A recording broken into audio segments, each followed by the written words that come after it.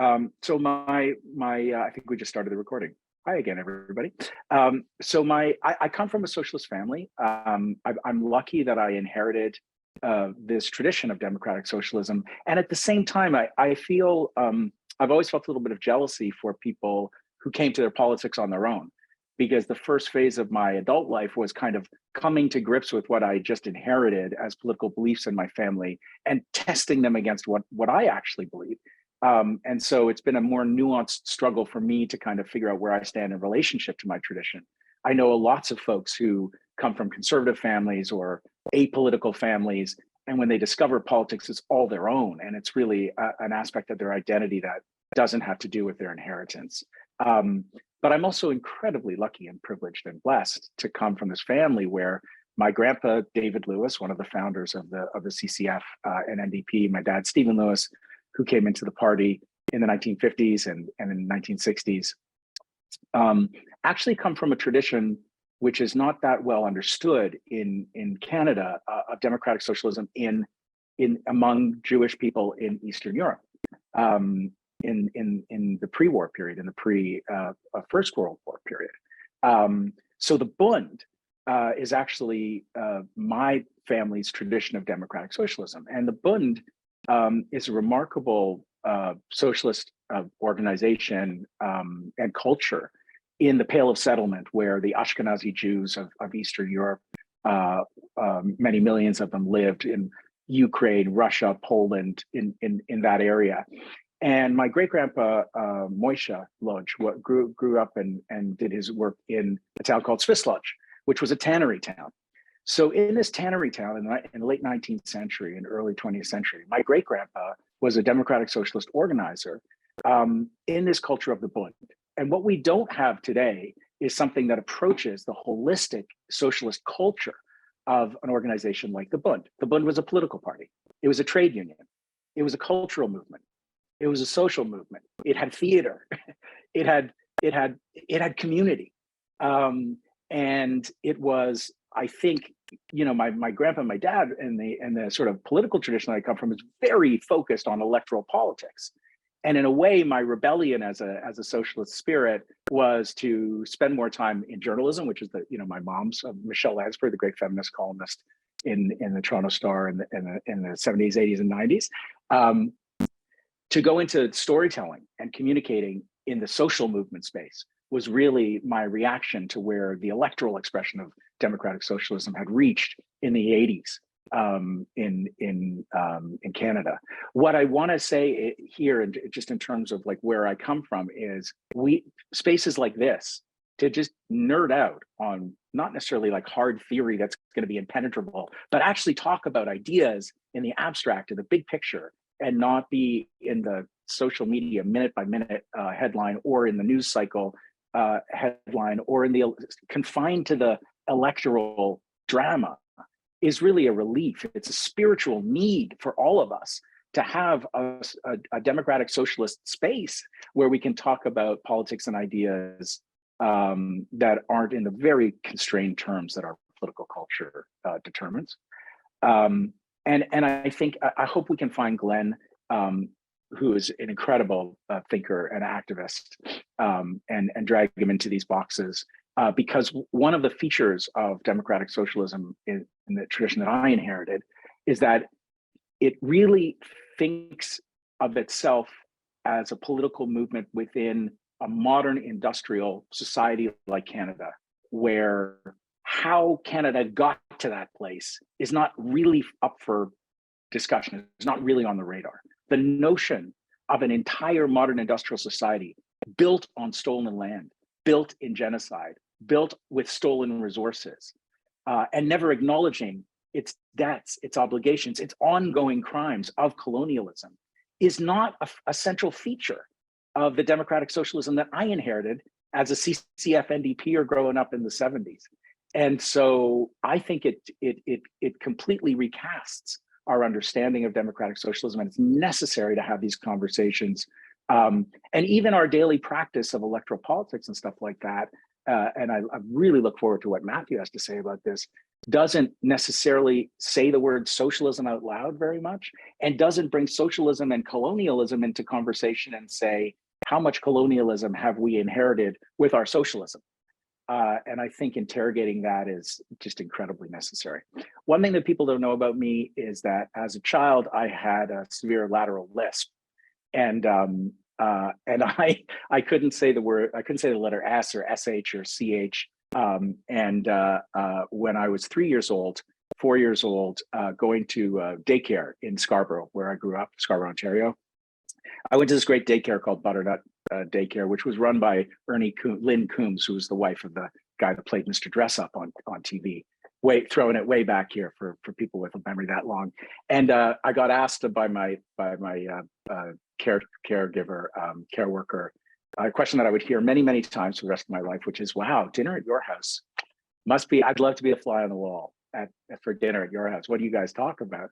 And I said, apparently, according to my mom, well, mostly we just talk about socialism.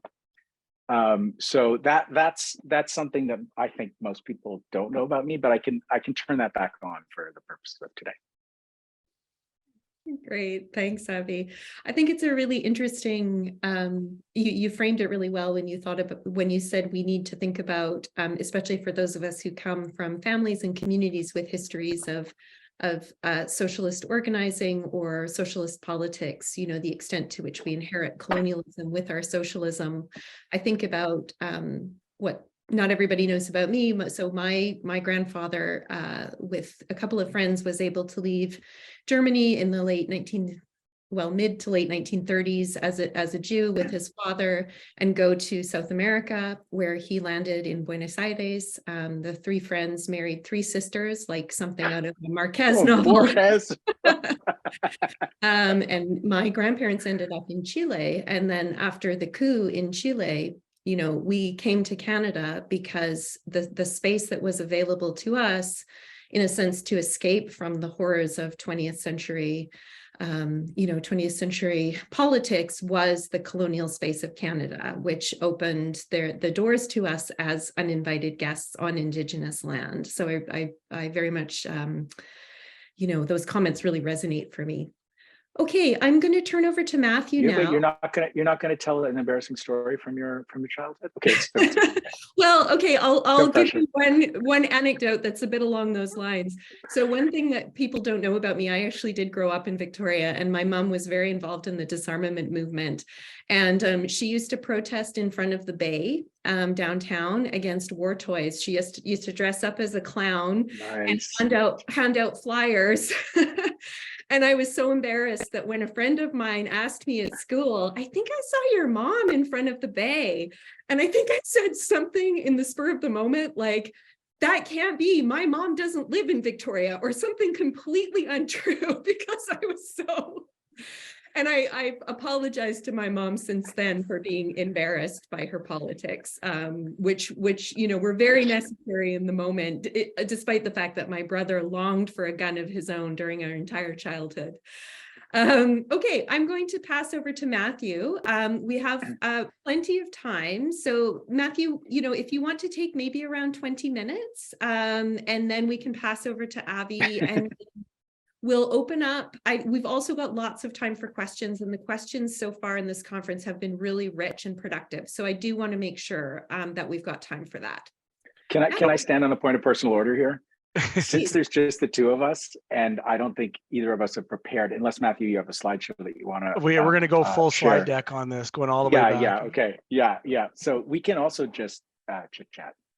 I know Matthew and I are both happy to engage with the audience, at any time, not necessarily saving it till the last bit.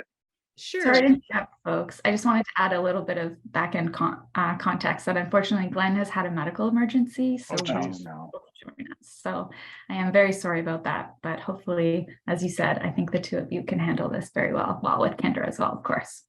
Thank you.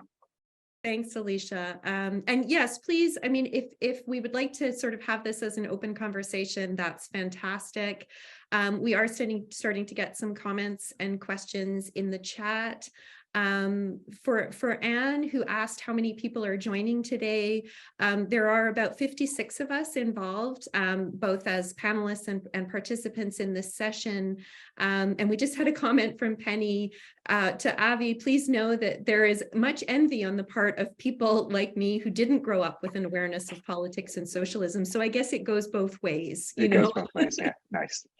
Okay, thanks. Matthew, why don't you kick us off?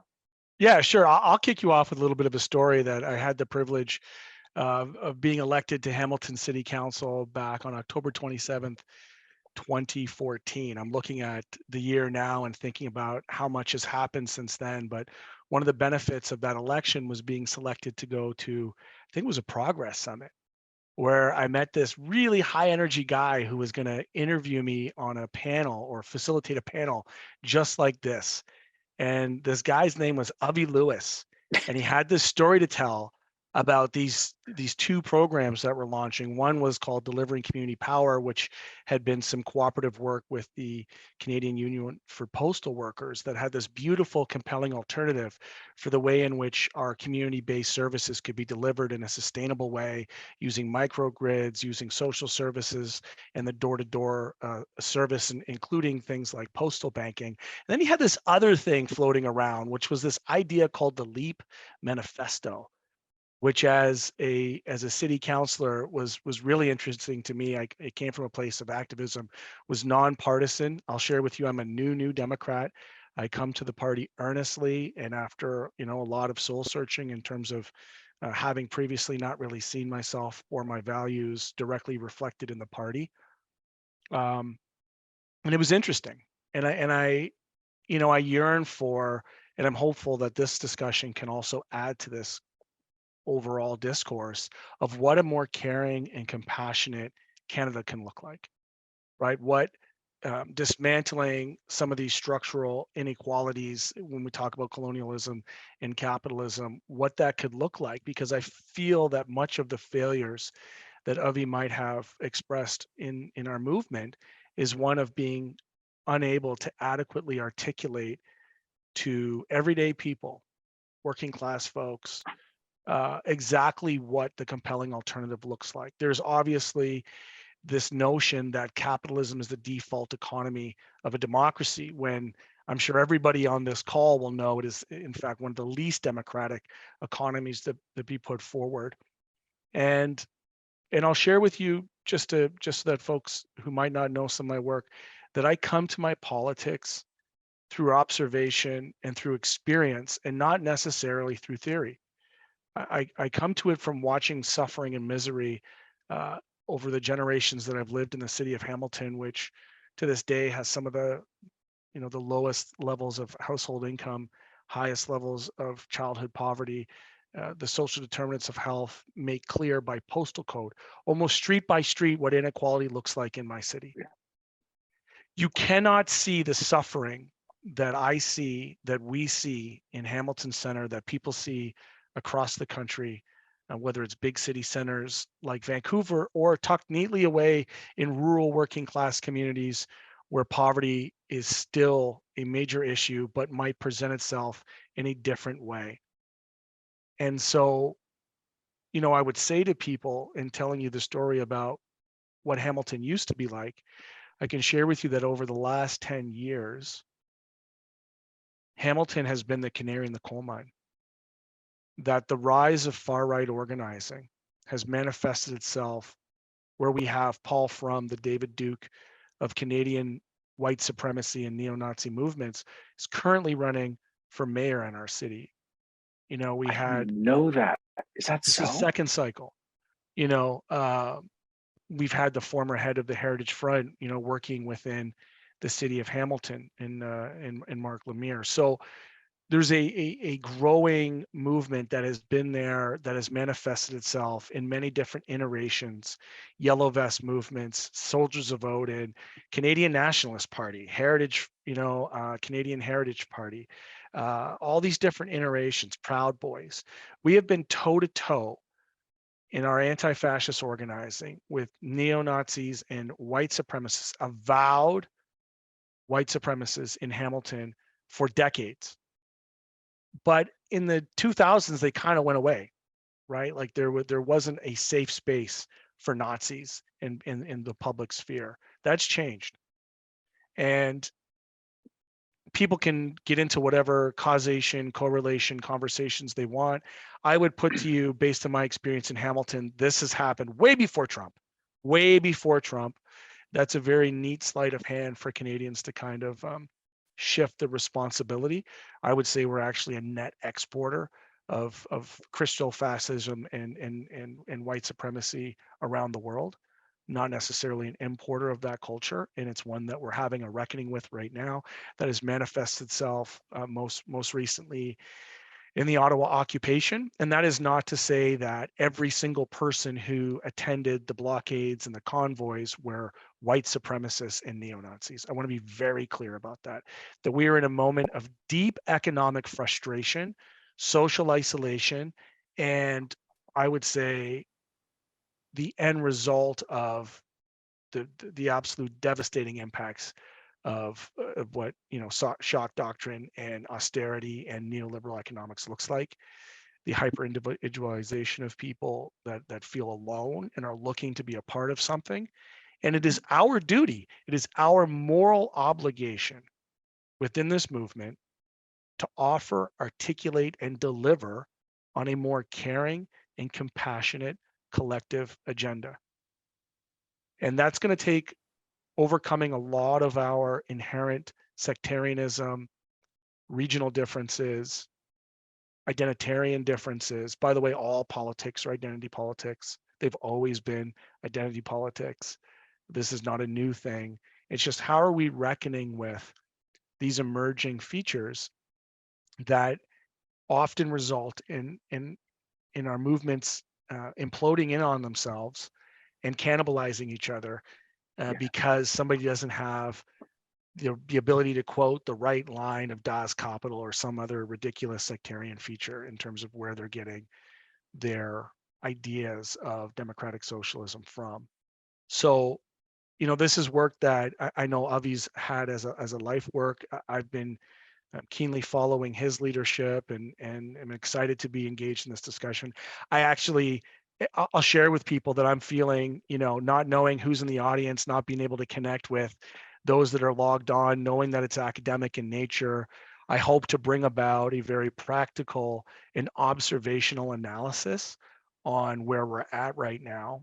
And I would say that, in closing up my opening remark, in 2019, in the moment of what I consider to be the new civil rights, I still think we're in the new civil rights. I think there's a great reckoning that this country has with colonialism, with the atrocities of the discovery, the reclaiming of Indigenous children off of those horrific institutions of assimilation and genocide.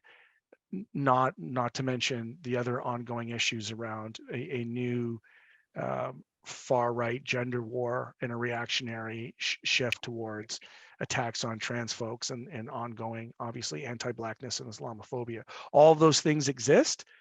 And it's also true that coming out of COVID and knowing the way in which our economy has been even greater redistributed from working class people to the ultra wealthy, I would suggest that for me, the crisis that we are going to face is going to be the recession, is going to be the punishment of workers and working class people, is going to be the doubling down on the suffering of people who are unable to keep pace with the rising costs of living, with this I don't want to say man-made, but government-made inflation happening to be mostly men, although Chrystia Freeland does a good job to do her part as well. What I see is, based on learning from history, is a threat of the size and scale from which the occupation of Ottawa, the things that we saw on Coots with the reactionary militias and the right wing, like kind of theocracy that they're trying to impose, these are harbinger for greater things to come. The warning call that I have, without being too fluffy, is that things are actually going to get worse for working class people. And it's our job and moral duty and responsibility within this movement to make sure that we clearly define the terms of the economy, and we do our part to provide a popular education model that meets people where they're at and doesn't talk down to them and brings them along and provides grace for people who, as Avi had explained, may not have been born into this, may not have been studied into this, see the unfairness and the injustice, and right now are vulnerable about where they're going to place their energy, blame, or rage, right? And so that's what I'm wrestling with right now, and I'm really looking forward to this discussion. Great, thanks. Do you want me to shall I just grab the ball, Kendra? You're Yeah, gonna just throw jump in. Okay. Matthew, I get lost when you're speaking, because the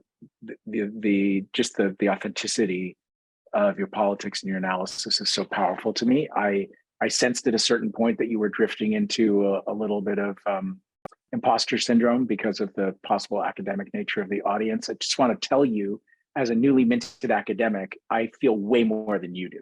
So there's just know that, like, I'm finding myself in Zoom meetings with people in departments who where 20 people co-write a job description on Zoom together. So don't worry about, like, all academics who are grounded in politics feel an equal dissociation, and I think we can, you know, the subject matter is so incredibly urgent, and I think I start like Matthew does with something you didn't say, but I know you just kind of like laid it out.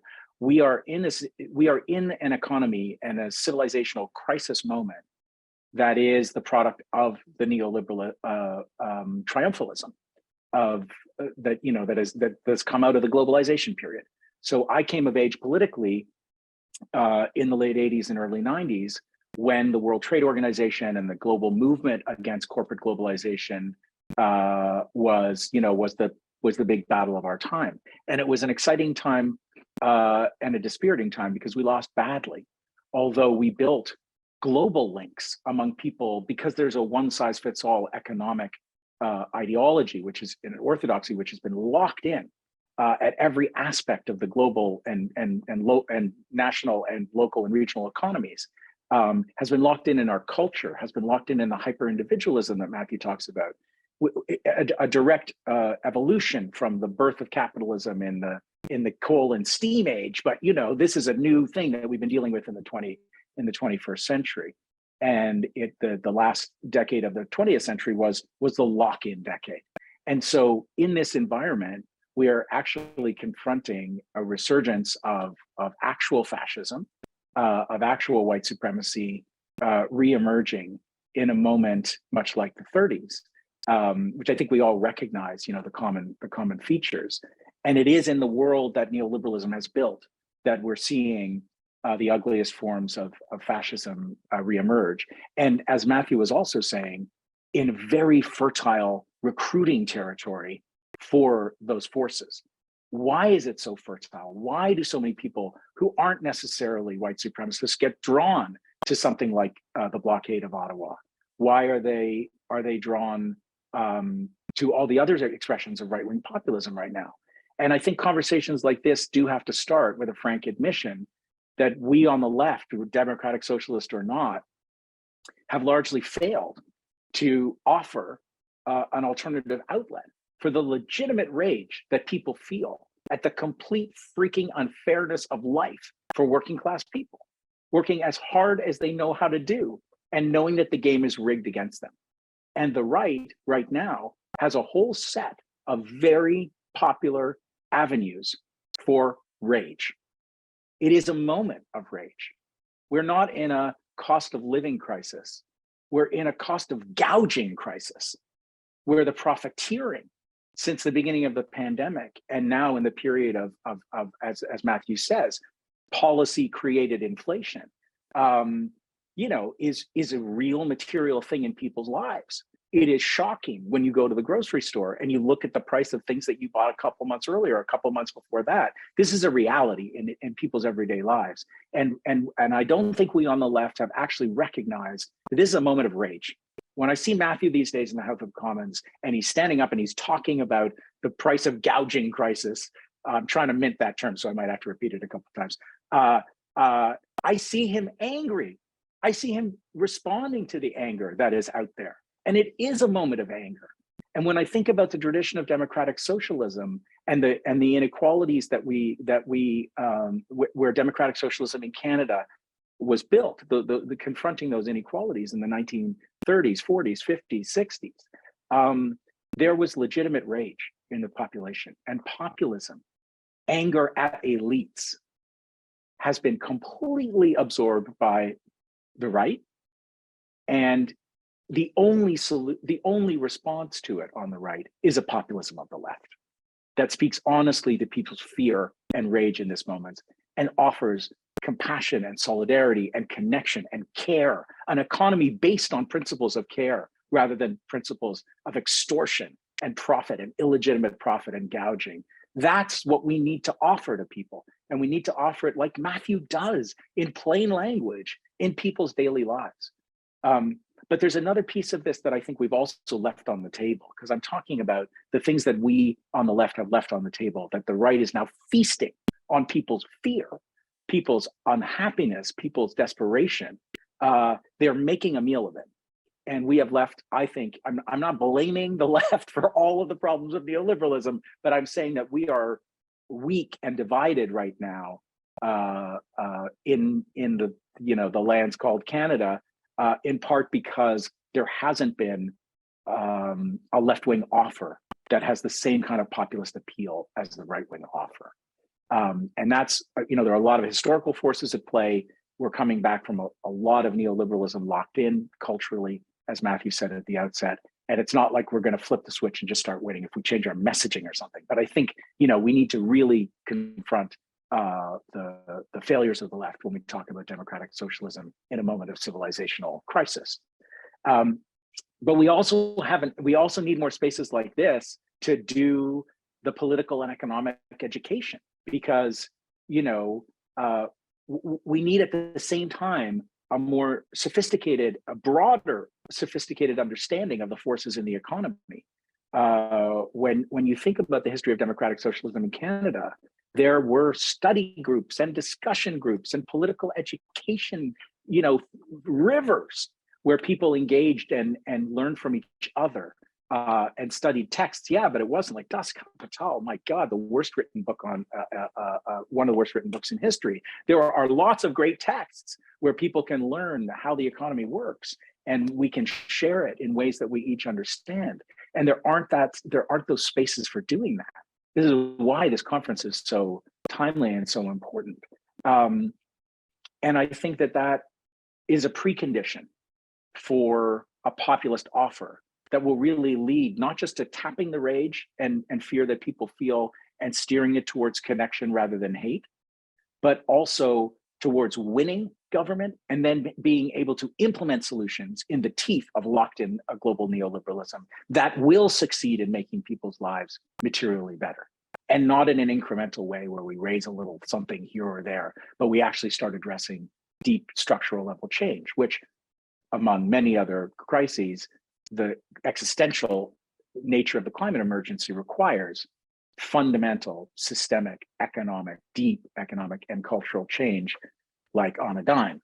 So, we need to share our understandings of how the economy works in order to actually build a grassroots and populist movement to really confront this moment. And in that spirit, I would like to, is it okay if I just geek out for a minute and drag up some actual theory from the past? It's not, I don't think it's arcane, but my grandfather made a speech in 1955 at Wordsworth House in Toronto called "The Socialist Takes Stock." It's one of my favorite and clearest pieces of his political philosophy. And I just want to share a little bit of it as a kind of reminder of the continuities of democratic socialism in that moment and this moment, the differences, which would be, I'll correct the extremely sexist language, not only of the time, but of my grandfather as I go, just because it seems jarring in the light of 2022. But there are continuities with that time. There are big differences from that time. But also there was a culture then of talking about the economy in big picture terms, which I think we need to recover. So let me just summarize a little bit of it. I got a PDF right here. So this is from A Socialist Takes Stock in 1955. And he basically lays out his version of democratic socialism in the mid 1950s and identifies 5 ends that socialism seeks and 4 means by which to get there. And I won't read the whole thing, but the 5 ends that socialism seeks to achieve are: 1, a classless or egalitarian society within the borders of a nation; 2, equality among all nations, regardless of color, race, or economic standard, which is great because we see internationalism and a kind of anti-racism in embryonic form in the mid 1950s, which I think is kind of exciting and a tradition we need to stay dialed into. 3, equality among all nations. Sorry, that was 3. 3 is human freedom everywhere. The socialist dream is of a society in which the worth and dignity of every human being is recognized and respected, where differences of origin, of religion, and opinion will not only be tolerated, but accepted as desirable and necessary to the beauty and richness of the human mosaic. So number 3 is freedom, people, a word that we have relinquished. And it's baked into the principles of democratic socialism, just in Canada. Number 4 of the aims of the goals of democratic socialism: economic and social security. Socialists seek not only equality of opportunity, but a constant advance in the opportunities offered and available to humankind. Not only a fair division of the cake, but a constantly larger cake. So here is the post-war period of kind of unexamined notions of limitless growth on a finite planet, but clearly social and economic security for people in their daily lives. And finally, number 5, a lasting peace based on freedom and equality within nations and freedom and equality among nations. And it's worth thinking about, 3 of the 5 goals set out of socialism set out by David Lewis in 1955 related to internationalism on some level.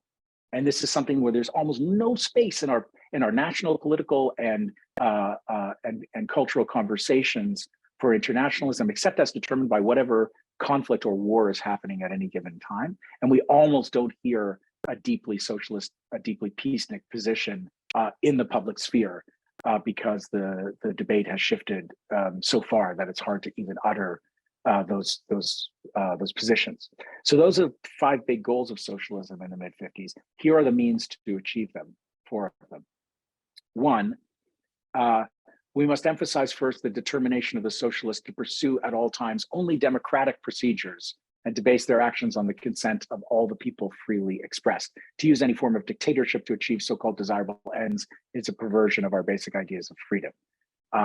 This coming out of the anti-communism, of which my grandfather, not everybody knows, was a virulent anti-communist from his own personal experience. My great-grandpa was hounded out of Eastern Europe when the Bolsheviks swept through after the Russian Revolution, and they took aim at the Mensheviks, at the democratic socialists first. That's a complex, sort of chapter of socialist history, which is not as relevant today.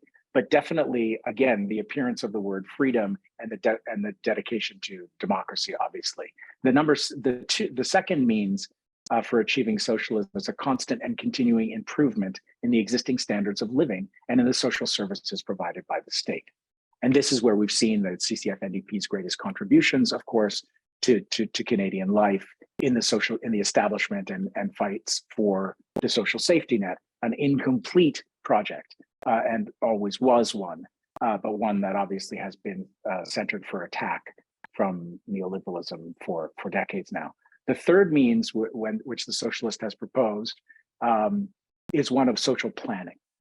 The socialist rejects the capitalist theory that an unregulated law of supply and demand should control the destinies of society and its members. So planning, the lost art of planning, the word that dare not speak its name, and the understandings of recent socialist scholarship that economic planning there's been a war waged against the idea of economic planning in government when companies like Amazon and Walmart and Netflix and all of the and Apple and others plan everything down to the microchip level, and planning is alive and well in the service of technologized uber capitalism, but in our state mechanisms, planning is somehow a dirty word. And then finally, the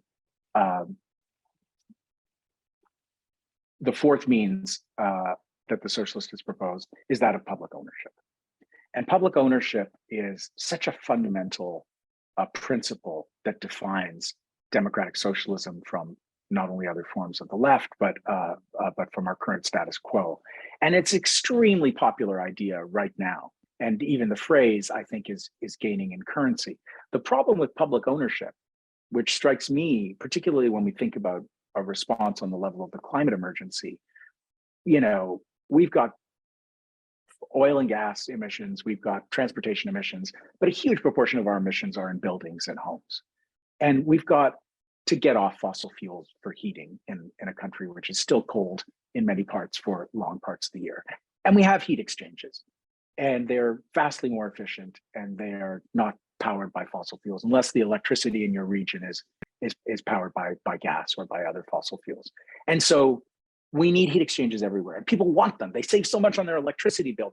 It's so great in places like British Columbia, which is now very, very hot for long parts of the year and never used to be. We also need cooling, and they can do both.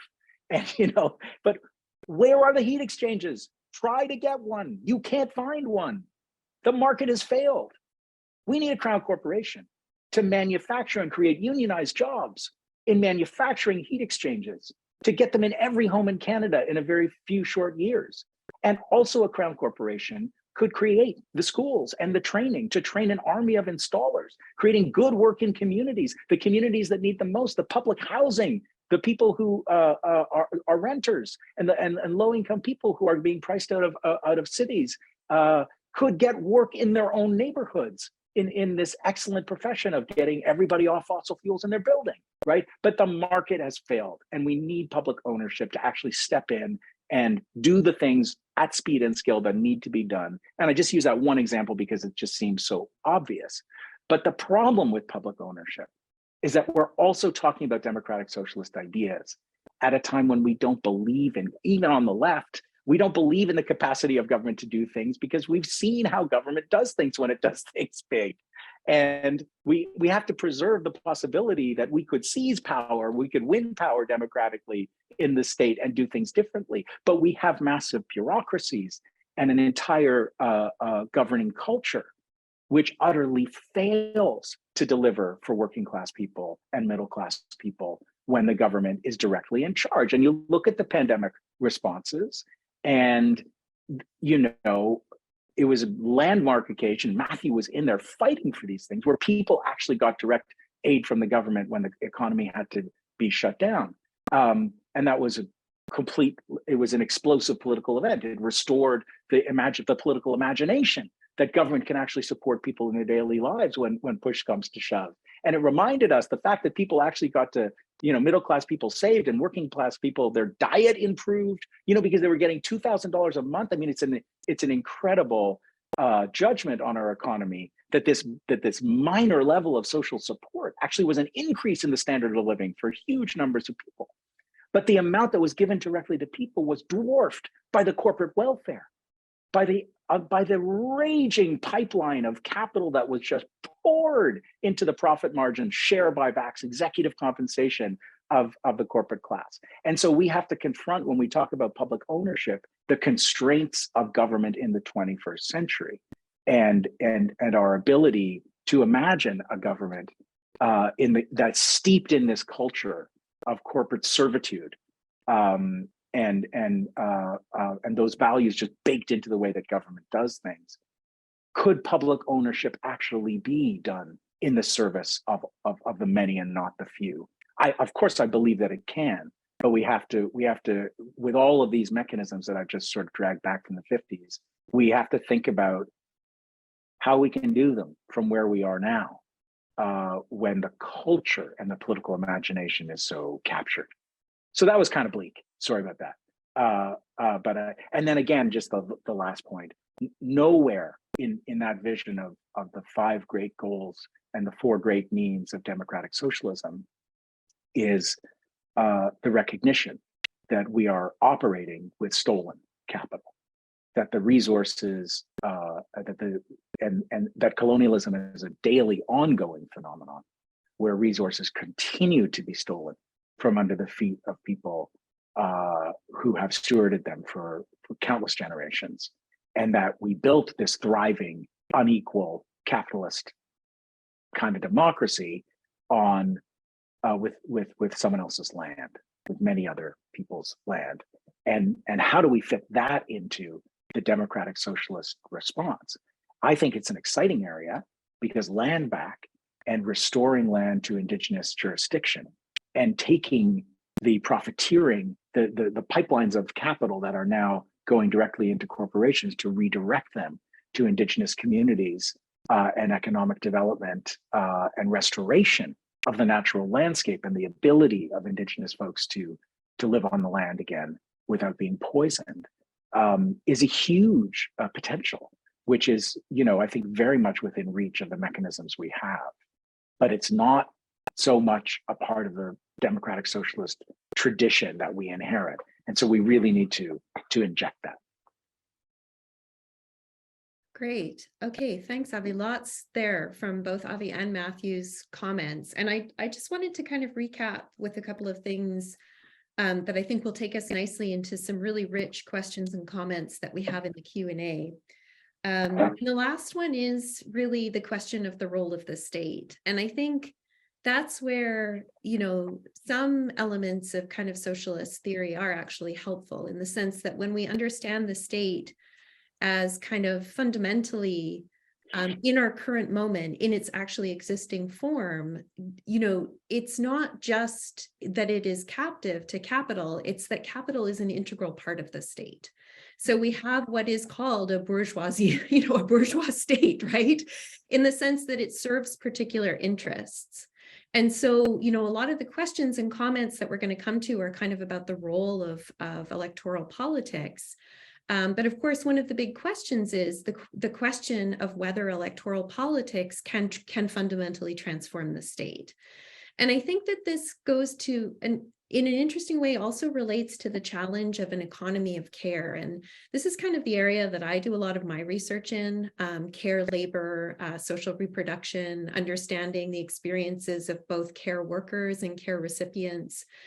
And I think, as democratic socialists, we have a really interesting and difficult line to walk between advocating for truly equal and fair public services and the right to care, and recognizing that our existing public services, which are the outcome of the struggles of working people, have not served all people and communities equally. And that the way that they are currently constituted is not great for many workers and is not great for many care recipients. So how do we come up with systems of care that are truly caring and that are equitably distributed and that provide the care that people need, especially recognizing that the advances in particular of middle class and white women have come, for example, on the backs of racialized women and Indigenous women in this country. So a number of the comments and questions kind of build on these themes. So I'm going to start by just maybe reading out 2 and then inviting Matthew and Avi to kind of respond, and we can kind of move through them in that way.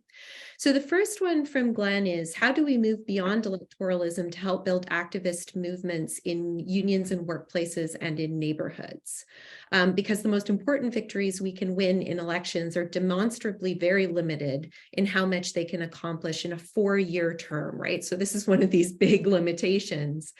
Jean, as Jean puts it, there aren't many 4-year periods left before disaster. Yeah. And then Am comments, if Glenn were here on the panel, he would articulate the need for a politics that exists and builds its power outside the state. So that kind of goes back to, Avi, your kind of very first comments about the Bund, like the kind of the modalities of socialist organizing that we might have both within and beyond the state.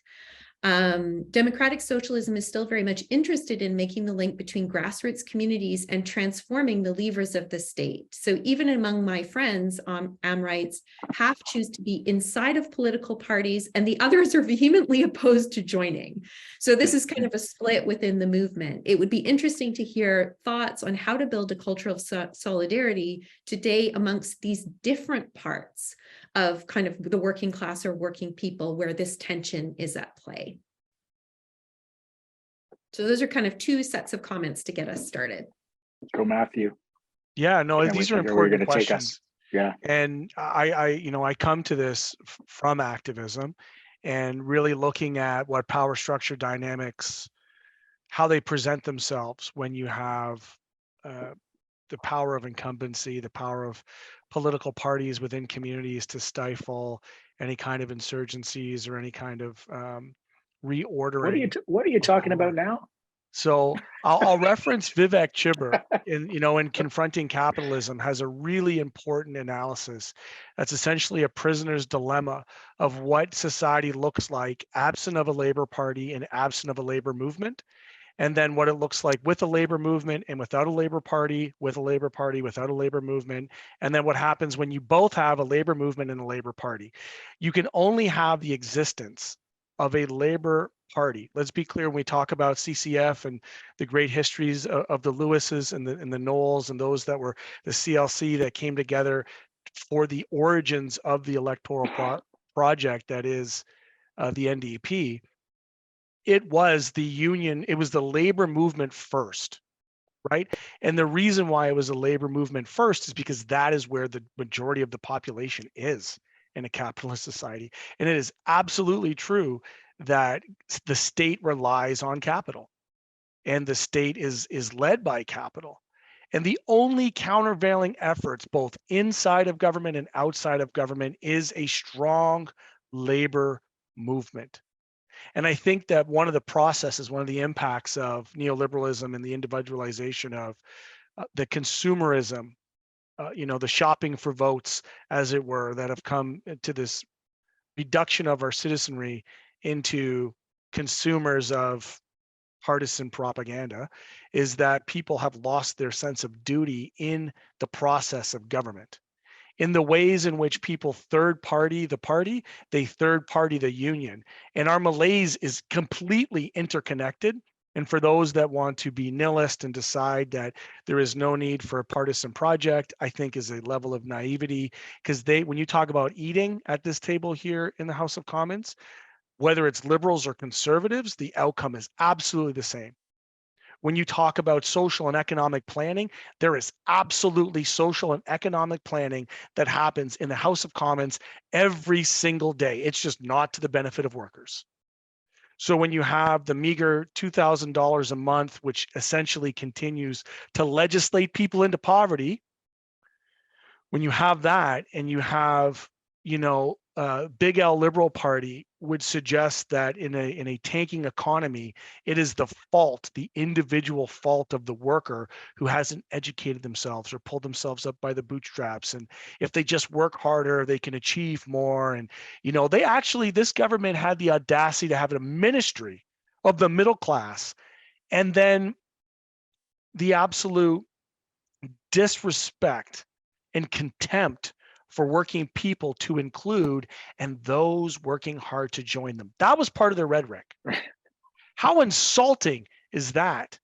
And so liberals would blame workers, conservatives would blame government, and what we're trying to offer as an anecdote within this looming recession, which again is completely baked. Like, this is absolutely planned. This is a reordering for the reserve army of labor to punish workers, to create unemployment, to drive wages down, is that we do have to be bolder in our positionings. Now, look, I come to this as seeing electoralism as the end of a continuum. And if you're checking in and checking out every 4 years, that's on you. Because where I come from, where people are struggling day in and day out, we don't have the luxury of doing that.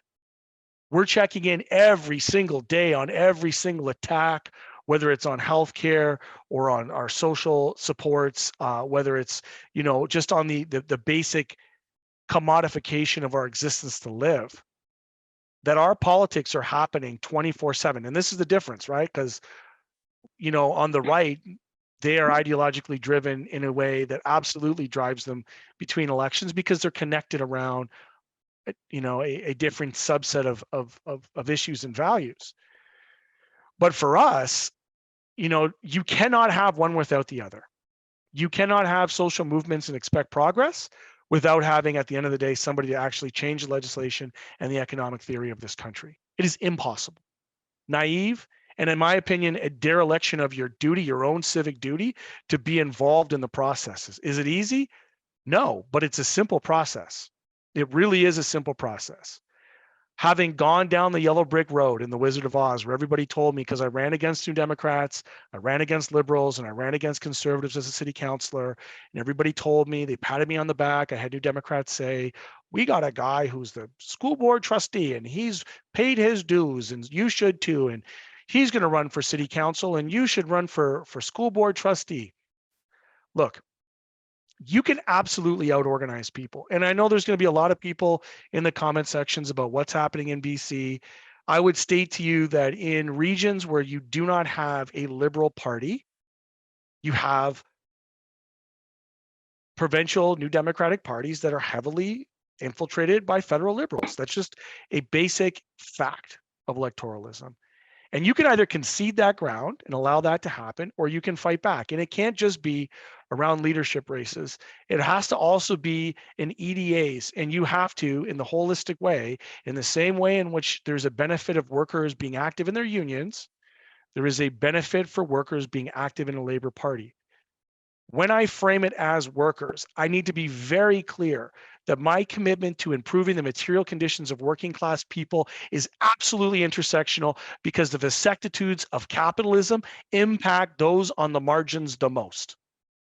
And this discourse in identity politics of workers being a code word for an oil patch or some other place that's absent of where low income workers are, which are racialized women, queer folks, you know, folks who are disabled people who are pushed to the margins and legislated into poverty, like those are workers too. And so the question remains, how do we create a continuity of organizing, one that recognizes to date, I would suggest our organizational failures have been that we are a movement with too many activists and not enough organizers, too many tactics and not enough strategies, too much sectarianism and purity politic that's constantly checking people on whether or not they reach this impossible threshold for any civic leader, whether they're in non-electoral, electoral leadership, to match. The perfect politician does not exist. There is no waiting for a superhero, Superman, Superwoman, super they, super them, does not exist, will not happen, they will not come. And the quicker that we can get off of this model of the charismatic leader, I saw demagoguery in there, right? The quicker we can get off that and recognize that power is vested in the collectivism of the movement, that is a shared and distributed power, and that no one person is going to present all the options and all the answers, the closer we're going to get to being able to come towards any type of meaningful victory. But if we have people abandoning electoralism, resigning themselves neatly into a political nihilism, I say to you, how lucky you are that you can check out and have the privilege to decide that on election day, it's not going to matter. And how privileged you are to not be involved in identifying and engaging in roles, a type of leadership that you want to see reflected in electoralism. If you don't feel that your slate of candidates reflects your values and opinions, and you can't find a candidate, then become the candidate. Does that mean that you stop doing what you're doing, or that your work stops when you're elected? Absolutely not. Absolutely not. Nor is it reflected within elections. That's just one pit stop along a cycle of political organizing that is required to, like, you know, you look at the lineage of right-wing populism in North America, going back to the Tea Party, and the ways in which they've learned and infiltrated and adopted and adapted those practices here, whether it's looking at, you know, the crystal fascist infiltration under school boards, you know, whether it's the kind of far right organizing and the relationship between the Conservative Party of Canada and like militias in this country. And it's not a hop, skip, and a jump. There are direct lines that are being exposed right now throughout the course of this judicial review on the convoy. On before that, rolling United We Roll and all this other stuff, you know, funded by oil and gas companies and massive corporations, that they're lockstep, super sophisticated. And to try to think that somehow these are like the way in which I see us theoreticize the opposition as being like country bumpkins who are just showing up for a disco dance party on Wellington Street is absurd. Highly organized, highly sophisticated. And, you know, like I've also been on the front lines toe to toe in anti-fascist organizing. And there are very committed people across a wide range of identities, issues, and intersections who, if and when we can figure out, will offer the countervailing force to what's to come. And I'll sound the alarm in my close on this reflection and intervention, that the threat of doing nothing right now far outweighs the discomfort that we feel when we engage in electoralism that doesn't perfectly suit us. And I'll share with you, you know, that there is not a space that I've ever existed in where I felt comfortable, where it has been a safe and perfect space for me. Does not exist. My organizing theory, my power structure analysis demands that I be in those spaces despite the fact that it is not perfectly suited and built for me. And, you know, like, find any organization that's perfect and I will join you in the fiction section, because it just does not exist. So yeah, I like, you guys got me fired up on a Saturday afternoon. Matthew, my grandpa would be so proud of you right now. That's exactly what he believed, that that electoralism is a fundamental responsibility, and that ignoring it is a privilege. But it is a really interesting moment to think about this question of, because the question was actually about organizing outside. What do you got there? Back into cool. The question was actually about organizing outside the state, and I think Matthew took it to the place of electoralism and a lot of legitimate social movement hostility towards seeing so much energy go into electoral activities, particularly the NDP. But I think there's an important difference. So first of all, it's a really interesting time to think about. And Kendra, I also want to keep in focus where you started us around cultures and politics of care, because much of the connective tissue of society and of community happens in the market, in personal service workers, in the healthcare system, and much of it takes place out of the market, in the way that we take care of each other's kids and drop somebody off, because somebody has to run to the hospital, or there's an emergency at work, or someone can't go to work. And the informal sector of care, that extraordinary study by Oxfam a couple of years ago that tried to put a monetary value on the contribution to capitalism of care done, you know, in vast majority by women around the world, is like in the trillions of dollars. It's bigger than the tech sector. The entire capitalist project rests on unpaid care work by feminized people.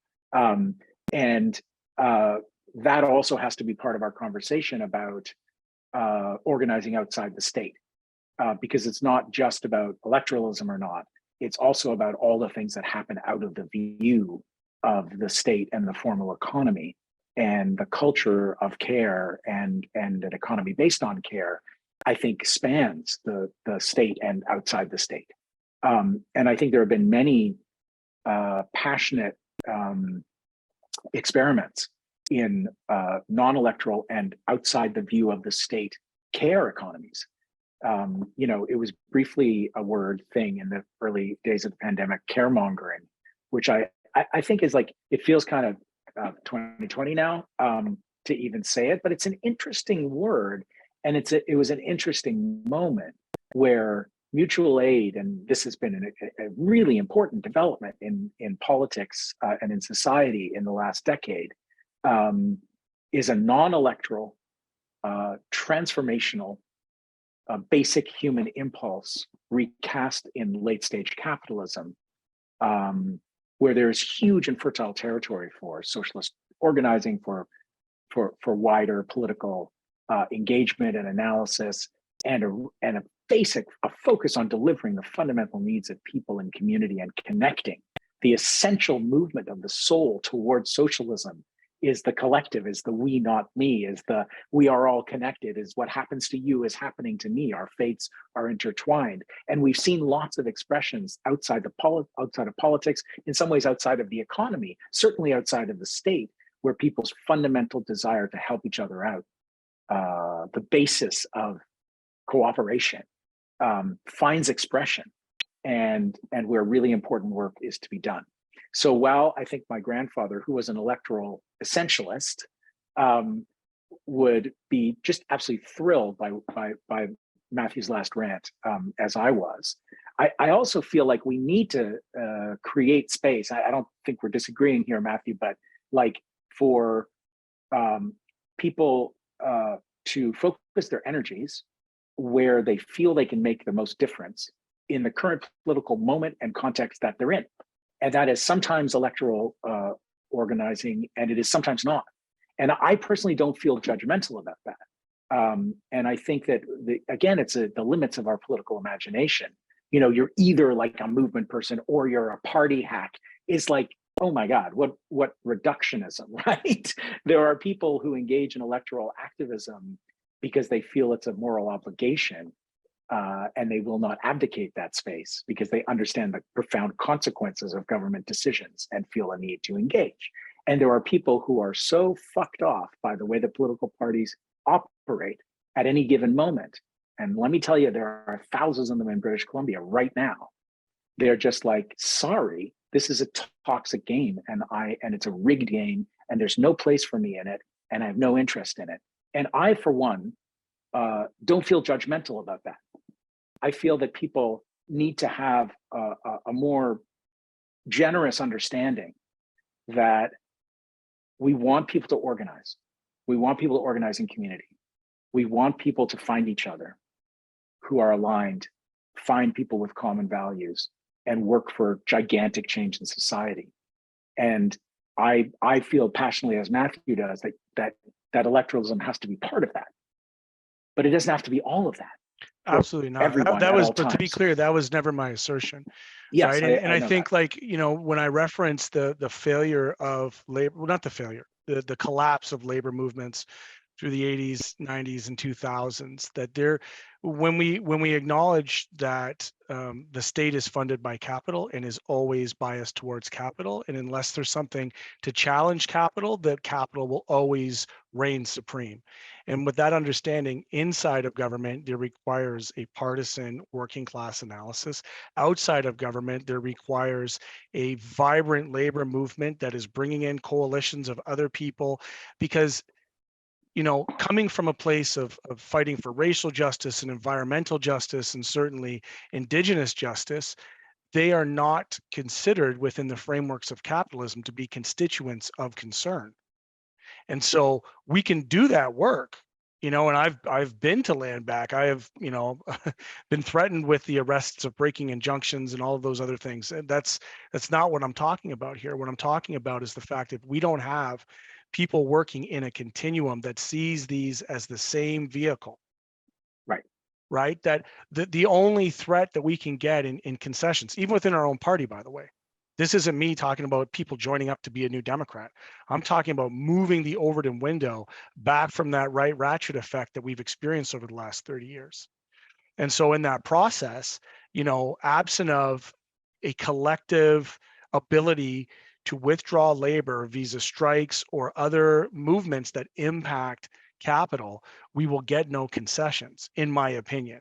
Right? Like we can, and then the comment was made about signing petitions and doing all these things that feel empty and meaningless. And I don't disagree that sometimes the tactics feel like they're not connecting to a strategy. And I think my overall assertion is that we are lacking a strategy. We are lacking an electoral strategy. We are lacking a movement-based strategy, one that reconciles the obvious the distances between some activist circles and others, be it with labor and climate, or you know, or any of them. That you can at some point, you know, you can look at the discussions around environmental activism in the West Coast and some of the tensions they're coming up with on logging with Indigenous communities. So how we're situating the positionality of powers within our many identities within the movement is something that we have to wrestle with, that they don't wrestle with that. They never wrestle with those issues.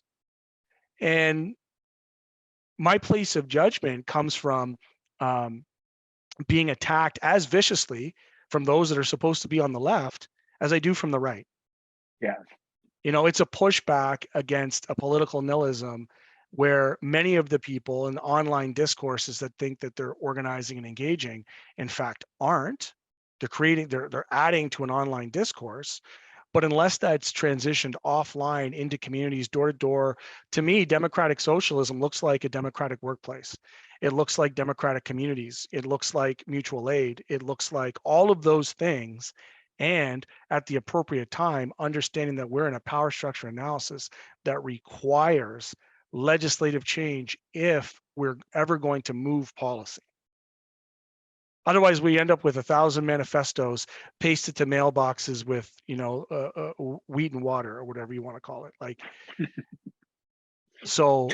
But that's, I feel like that is separate from the issue of where, because I think part of having a strategy is choosing political moments and targets that make sense and that correspond with where people are at and what's in the culture and in the politics of the moment. And it's another thing, Matthew, like very, very next door to what you're talking about. In the wake of Anjali's expulsion, disqualification by the BC NDP in a grossly unfair process, there are thousands of people who saw someone advocating for public ownership in response to the climate emergency, for safe supply to stop people from dying, 5, 6, 7 people every single day, for massive public reinvestments in healthcare, where 1 in 5 people in British Columbia can't get a family doctor, where emergency rooms are closing over the weekend, like where we're in overlapping emergencies. And Anjali's offer was fundamentally a democratic socialist one, inflected by struggles for Indigenous rights, inflected by the climate justice community where she's done such stellar and inspiring work over years now. And thousands of people, maybe up to 14 or 15,000 people in 25 days joined the New Democratic Party because they responded to that political offer. You know, all this talk about, like, I'm not going to get into the weeds, and oh my God, I've been deep in it as a super volunteer on the campaign, increasingly immersed in the last weeks. I'm not going to get into the weeds.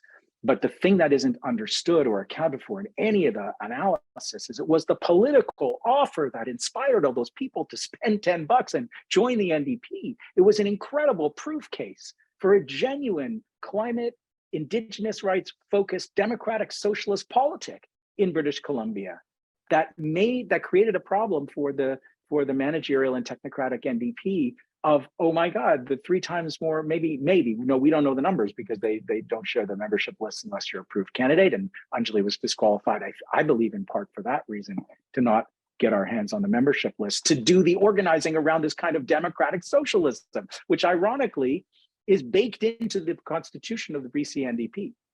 the preamble to the BC NDP is an assertion of that it's a democratic socialist party that believes in reorganizing the economy for the benefit of people, not profit. And Anjali's political offer was that, and it is phenomenally popular. And that membership explosion proves it.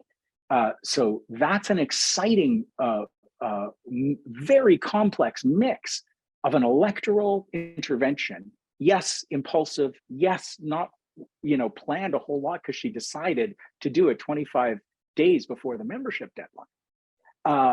But an evaluation of a political moment in a social movement context in British Columbia, where there was not going to be a contest of ideas in the contest for the Premier of BC, and there is a very strong climate movement, and we just had our first little sprinkle of rain basically since Labor Day, and all, like where I live on the Sunshine Coast, the gardens have all been dead for months, and we're borrowing water from a neighboring community where I live because we're in a water crisis, and the smoke is in our lungs every day, and we're going to watch someone go into the Premier's chair without even having to have a conversation about the climate emergency and whether the government's response has been sufficient.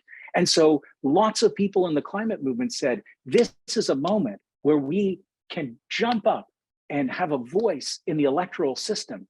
And there were people who were NDP diehards who had drifted away from the party. And there were people who, are Green Party supporters who may be the same, people who drifted from the NDPs to the Greens because of the insufficiency, although the well-intentioned but insufficient climate plan that the BC government has pursued.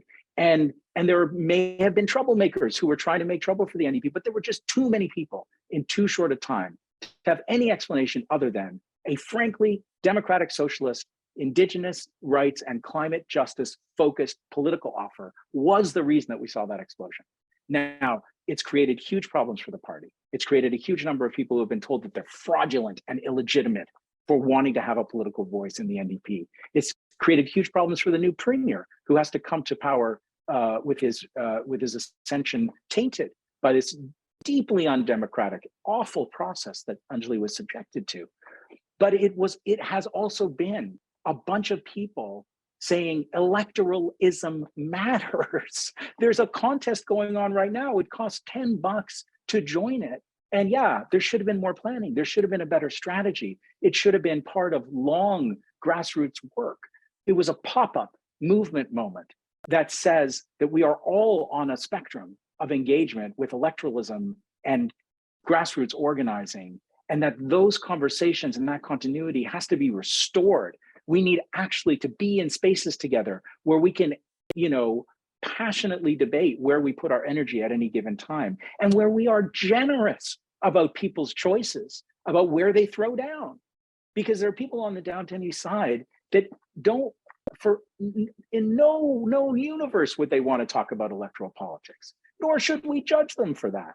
People are dying every day, right? I'm not saying let's not confuse the subject matters in terms of where that comment was going and where that landed. I think we're super clear on it. Don't feel attacked. I'm not saying that. I'm saying that the kind of abuse that you take from sectors of the left for daring to be involved in electoralism is a completely different subject. I'm saying that working people in our society have a right to have a whole spectrum of different reactions to the political crises that we face. And we actually need an expansive version of socialist politics, getting back to the Bund, where it's not just electoralism or movement or some kind of false dichotomy, or it's identity politics or class politics or any of the fake polarities that have infected our political discourse, where there are plays to go to and concerts to go to and discussion groups and mutual aid societies, and we can cook for each other, and we can go and take care of our elderly instead of leaving them to die in profit centers known as long-term care. And that we actually create cultures of solidarity that embody all of these different forms of political expression. And that seems to me to be the work.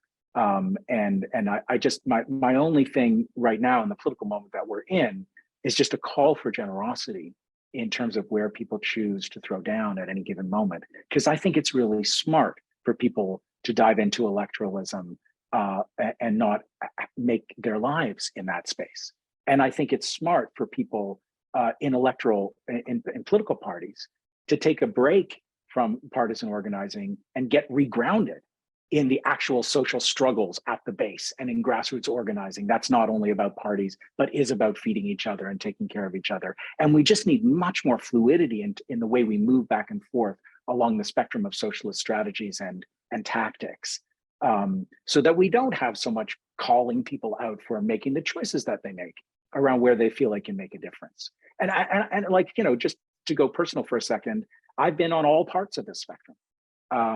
And I don't feel certain at any given moment that I'm devoting my energy in exactly the right place. I ran for office a year ago for the first time in my life as like a 55-year-old. And then since then, I've been continuing to organize in my community because I want to run again. We don't know when the next election will be, but it could be a year or 2 years or 3 years. We'll see how this agreement between the NDP and the Liberals goes. But in the meantime, I can't just be banging on people's doors talking about the NDP in between elections. People don't want to talk about parties in between elections, but there's lots of things going on in my community. We're on the sharp end of climate impacts. And so we've been organizing around Sue Big Oil and the notion that there could be a class action suit of BC municipalities against the big oil companies to pay their fair share of climate impacts. We've been organizing locally around just transition and what a just transition would actually mean in our coastal community. And we've just continued the work of finding each other, of gathering, of looking for local wins around things that really matter to people materially in their communities, and building the community of care and commitment that we activate in electoral moments, but without being all one thing or all another thing. And it's felt really good to be able to slide around in different kinds of organizing. And yet the amount of sort of judgment and hostility that one receives, especially online, for making any given choice at any given moment it feels disproportionate. Well, I think there's an important note there to be made. And, I'll reflect on what may be a moment too soon to share my own personal opinions, given the sensitivities of what's happening in BC. My perspective is a very different one in Ontario. It's a very different perspective. And I hope that folks that are tuned in online, we all suffer from this in one way or another, where we think our center happens to be the center of the universe, where there are the irony is that BC has sent some incredible MPs to Ottawa, some really fantastic people who are doing great work here federally.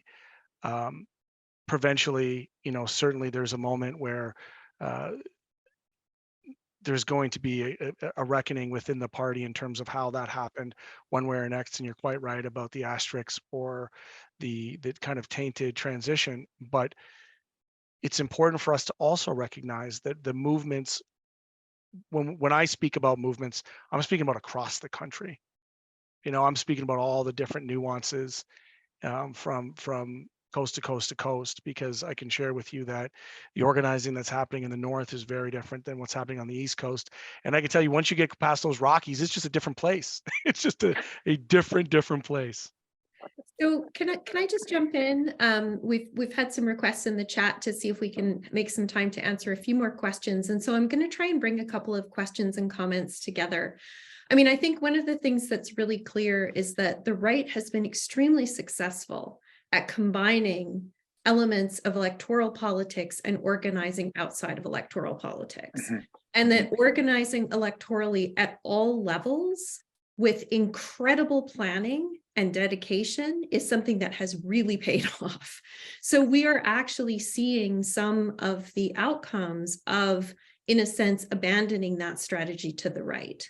But that is also complemented by extremely well-funded, just to be clear, so let's not castigate ourselves too much, because there's a huge amount of corporate money that goes into this. Exactly. But, very, very well-funded, sustained, community-based organizing that actually addresses the question of how people feel about their families and communities being under attack for particular kinds of ways. So I'm going to sort of summarize a couple of the questions or comments and get a kind of final set of responses. So we've had, a couple of comments around the question of how do we articulate those positive alternatives? You were starting to kind of touch on this, Avi.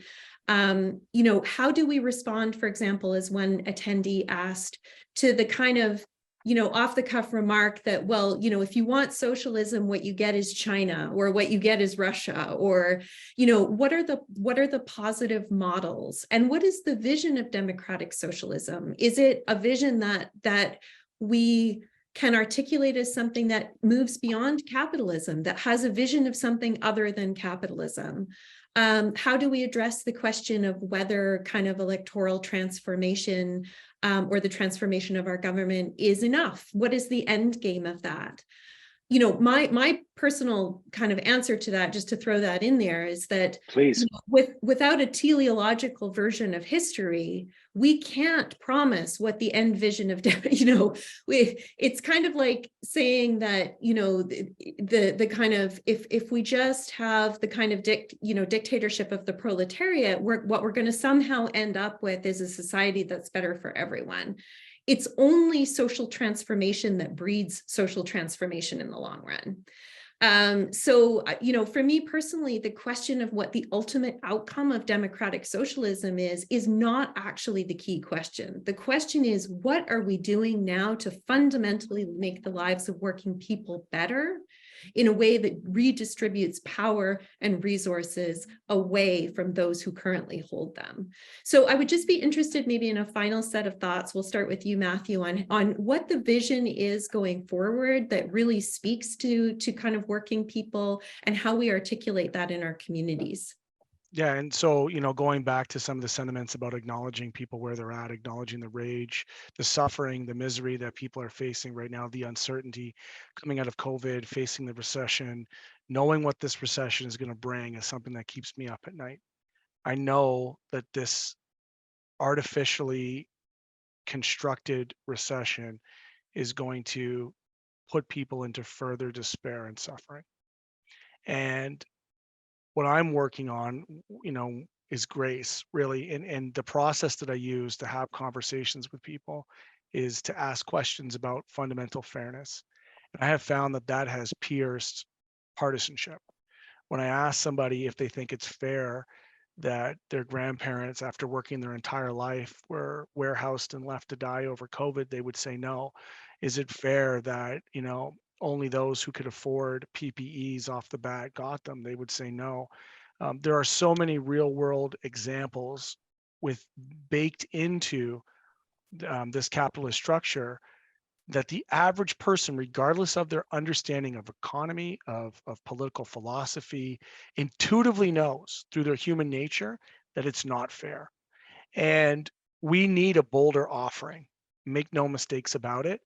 And I'm going to continue to harp on this. We need a movement outside of partisanship that is willing to organize and withdraw its labor to punish capital if it doesn't move. And, you know, in this moment right now, if we don't get this right and we continue to lose people to what's to come in this form of right-wing populism, you look at Italy, you look at places in Europe, there are dark days ahead. Democracy is very fragile. And democracy that is stifled by capitalism, particularly in this colonial setting, is even more so. And we've witnessed that in the ways in which the economy can come to a halt, where it can be brought to its knees, where the government can decide that it's going to put $450 billion in government spending to whether it's the wage subsidies, the CERB, the direct payments, the rental subsidies to big corporations that did go out and actually pay that back out to their shareholders and dividends and share buybacks that absolutely happened. But what nobody's talking about is the way in which the Bank of Canada bailed out big banks in Bay Street to the tune of $750 billion. We are borrowing money into existence. And the only people who are benefiting from it are the ultra wealthy. This COVID, I think, when we look back at it, it may be determined to be one of the largest transfers of wealth in like Canadian history. That could be a thing when they look back on the full and final numbers. And so, you know, if you hear an urgency in my voice, it's because that suffering, you know, is real. Although I'll share with you, like, despite my agitation over the course of the conversation, I look to people like Anne Grant, who's online and is 81 years old and is like sharing links on what her vision for a more caring and compassionate community can look like. And I think about the young folks who are tuned in and those who are within the influential realms of academia to start to weigh in very direct ways and challenge these normal logics around what this recession is going to look like. That in that space, I think that there is a compelling argument to continue the work, that even when we stumble, even when we fall flat on our face, or sometimes when we're tripped and pushed to the ground, that our option is only to get back up and to continue that work, right? And so, like, that's my call to action to people that are here, in a very real way. Know that there's nothing that happens in Ottawa that has the answers to what's happening right now. It is absolutely going to have to come from the outside in. And sometimes it's the inside out within our caucuses and within our party projects and so on and so forth. But there is a tremendous amount of work to do in a very short period of time. And I'm just, grateful that you've invited me to this discussion and happy to continue to join alongside you in this work. I feel, Matthew, that you've been doing incredible work in the House of Commons in really getting your head around monetary policy as well as fiscal policy, and helping do popular education on how this recession, which is going to have horrific human costs, is actually being engineered and executed to take the most unequal economy we've ever had and make it even more so. And I'm really grateful for that. And I also think that I never see zero-sum games in how we conceive of organizing and political work. And in my own work, coming out of journalism into kind of really full-blown climate justice activism, and then I weirdly in 2018 veered into this kind of documentary futurism and started doing experiments in visioning, which speaks to the question of what does socialism look like? What is our actual vision of the future that we're fighting for look like? And I found it liberating personally, and I found it incredibly helpful. The number of people who have responded to that part of my work, it really moved me. So I did this animated short film with Alexandria Ocasio-Cortez in 2018 called Message from the Future with AOC, where we imagined her 20 years in the future, looking back on how we won a Green New Deal. And just the movement of the imagination to go into the future and look back on how we won seemed to really crystallize for people the meaning of the fight right now. And it was helpful in terms of thinking about longer strategy and what fights to engage in.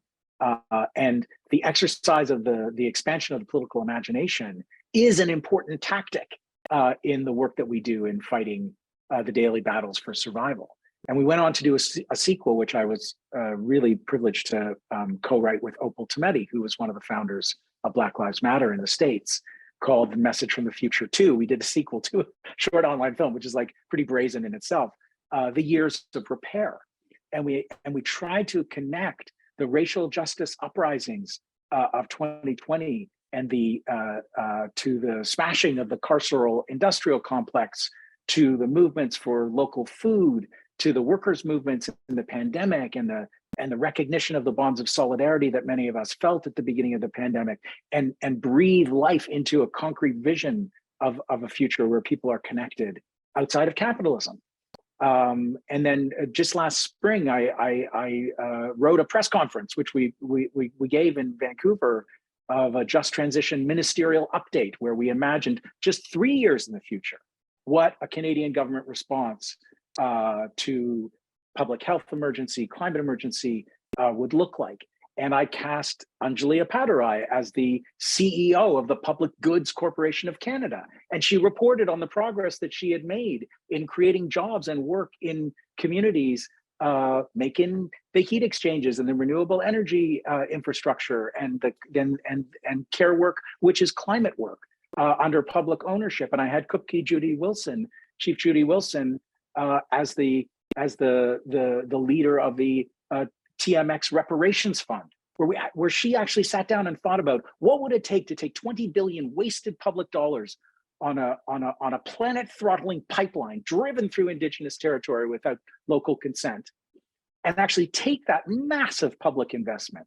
And we've had research recently that $17 billion of that money is going to go right onto the public purse. So we're going to pay that money and take a size of money like that and actually redistribute it to Indigenous communities for land back and economic development paths that were not based on logging and fossil fuels and extraction, but actually rewarding the restoration of natural landscapes and other forms of healthy living. And those projects, as kind of frivolous as they can seem when people are in a cost of gouging crisis at the supermarket and being mugged at the pump by fossil fuel profiteers, there are sparks that we need to actually tell each other stories of the world that we're fighting for, that I don't consider indulgences, but actually part of the work where we refuel and get that little frisson of hope and excitement that helps us to keep going in the daily and brutal battles for surviving for people under really extreme conditions of inequality and racism and economic marginalization. So I do think that it's an all of the above change strategy that democratic socialists have to pursue these days. And I think that the concrete visioning of what we're fighting for is a really important and sometimes neglected part, because understandably people are in life and death struggles, and it can feel like I don't have time to sit around and imagine some utopia, and that's true for a lot of people, and there are no requirements here. But when people do feel inspired to vision together, it's a powerful thing, and it clarifies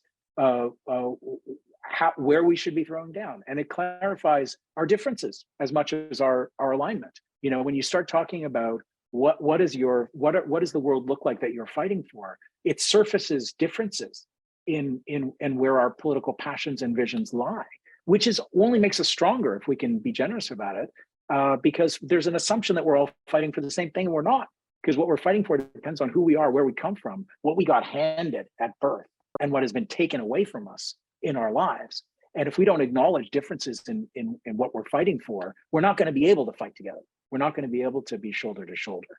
So I think that vision piece, and I know from yesterday at this conference, the notion that we can start talking about those concrete visions of what a post-capitalist, what a better society actually looks like, I think can be very helpful in grounding the day-to-day and giving us a break from the really scary period that we're all living through and fighting together in. Great, thank you. I think that's probably a good place to start wrapping things up, actually, and to just give people, a bit of a kind of, break to attend to human needs and hopefully be able to join us for the next and final panel at 2:00. So I just want to take a moment to just give my huge thanks to Matthew and Avi for this incredibly rich discussion. You have done an amazing job of filling kind of 2 hours with this very rich discussion. As much as we missed Glenn and his insights and comments, which would have been incredible. This has been a very, very rich discussion. So I thank you both. And I'm just going to wrap things up. Can I just invite people to join me on discussion on social media? If you're there, reach out. If you have some feedback on the conversation that was had, I would encourage you to email me at matthew.green@ndp.ca. and I'm happy to continue the discussion. And it's also Matthew Green, NDP, for all social media outlets. You can DM me. It's open, and I hope that we can continue discussion. Thanks, Matthew, because I just wanted to say I'm really sorry. I tried to kind of go through and put a few written comments in, but I just wanted to thank everyone for their questions and comments. Apologize if we didn't get to yours. But the participation of our audience has been fantastic. So I just wanted to thank you all for really engaging with us today. That's it. I'm going to call time. Thank you, Kendra. It was so great to meet you. Thank you for excellent moderating. It really was. It was such a great discussion. And I know Matthew and I read all of the questions and comments. So they still went right into the hearts and brains, whether we actually directly addressed them or not. And apologies for that as well. No, it was fantastic and really rich. So, I would really encourage those of you who want to continue the conversation to do so. And I hope everybody has a great rest of your day, whatever time it is, wherever you are. Take care, everyone. Thank you. Bye. Bye-bye.